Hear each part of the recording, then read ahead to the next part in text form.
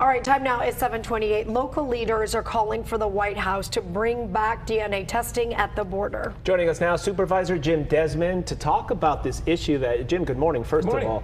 Not sure a lot of people even knew this was happening. Not sure a lot of people knew it was stopped suddenly June 1st. Tell me about why this DNA testing was being done in the first place. It's been around for years. Well, primarily to make sure that the children being brought across the border belong to the adults that are bringing them here. And unfortunately, in San Diego County, we're in one of the top spots for human trafficking and sex trafficking, and that includes minors. And that's not a moniker that we wear proudly. We would rather stop sex trafficking, human trafficking, and minors being trafficked. And right now, then the cartels have figured out that we've stopped checking to make sure that the children that are being brought across are actually belong to the parents or the adults that are bringing them.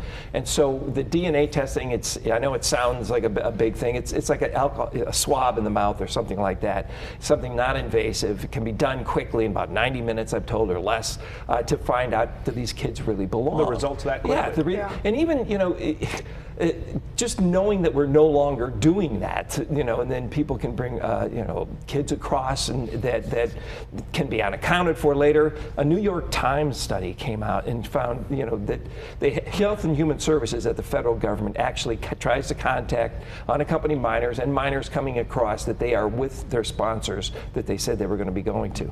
85,000 of those children have been unaccounted for. We don't really know where they are.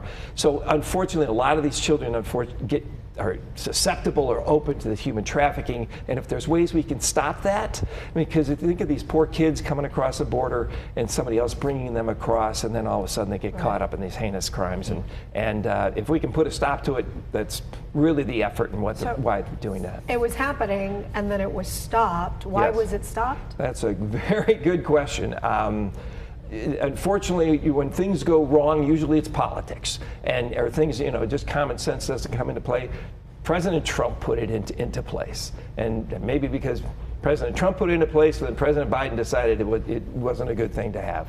I don't know. It doesn't make any sense, but I do think, and it's to protect the children. It's to protect the kids coming across and the families. When you say things go wrong, what went wrong with it? Well, the fact that they stopped doing it, and then even announcing that they were stopping doing it, it kind of gives a green light to people bringing people across the border or children across the border, and you're not even going to be asked if these are your kids. You're not, or you may be asked, but there's no proof to show that these are your kids. So human trafficking is a terrible thing. We've got it big here in San Diego County, and if we can keep children out of there, just another tool in the toolbox to try to protect children. Are there exceptions? Because I know you had mentioned before that, for example, there could be step-parents involved. Sure. What kind of not a workaround, but maybe other techniques to prove that you're with the person you're supposed to be with when you're crossing the border if it's not a DNA test? Well, if it's not a DNA test, you're absolutely right. Step-parents and things like that might be bringing them across. Sure. So have a piece of paper. I mean, make it easy, but at least let the people know that families who are really come front of the line right now for asylum seeking, let them know that, hey, you're going to be checked and asked. But to now they know you're not going to be checked. Sure. You may be asked, but you're not going to be checked. Then it leaves the door open to nefarious activities, and we want to try to stop that. Yeah. Particularly for kids. Sure.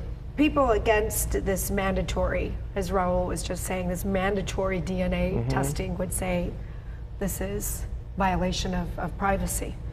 Well, they're not yet U.S. citizens. They're coming across the border, and like I said, it's a swab or something inside your mouth, and so it's not that invasive. And I think the bigger picture here is protecting kids and protecting children coming across the border.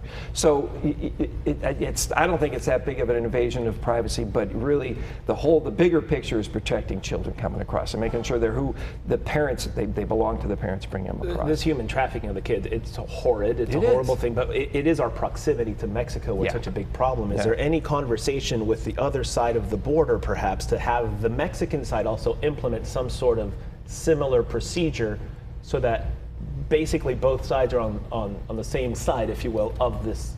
That would be great, but let's work on our side first, because that's the best thing that we've got, I think, or that's possible for us. And that would be wonderful. We can get both sides to agree on that.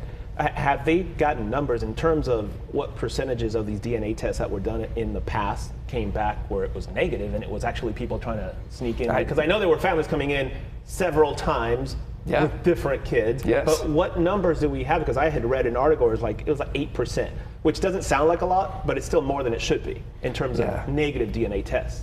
I don't have the specific numbers on that, but even out of that 8%, those are children, coming across and that are being trafficked, and that's horrendous. If we can stop 5%, that would be wonderful. Yeah. So I think it's a good thing to do. It's it's just another protection for children, and I think that's really what should be our main focus. We for the border report that we do here, we reached out to the White House. We haven't heard back yet.